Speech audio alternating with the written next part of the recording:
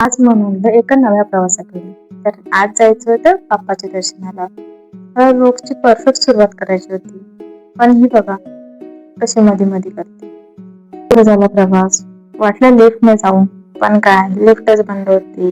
मग पायऱ्याने सुरुवात करायला लागली. बाप्पा बोलला माझ्या दर्शनाला येते ना, चालत ये. मग काय पायवारी सुरू झाली. मग निघालो आम्ही आमच्या प्रवासाला. मग माझी बहीण म्हणाली, दीदी तू पुढे चाल हा, मी तुझी सिनेमॅटिक व्हिडिओ शूट करते. पण मॅडमने बघा मागे स्मशानभूमी पण कव्हर केली. गाईज ही बघा स्मशानभूमी. कोणाला पाया पडायला यायचं असेल तर येऊ शकता. हे बघा काय बोलते, हिला कुठे नेण्यासारखंच नाहीये. चला जाऊ दे.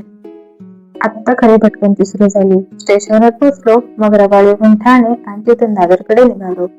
मग आम्ही दादर स्टेशनला उतरलो आणि तिथून सुरू झाला बाप्पाच्या भेटीचा शेवटचा टप्पा.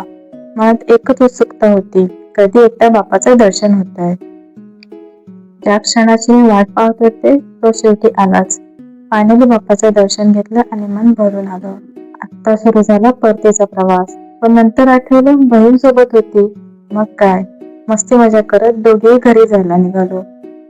चला आजचा प्रवास इथेच संपतो. पुन्हा भेटूया एका नव्या भटकंतीत. तोपर्यंत बाय बाय.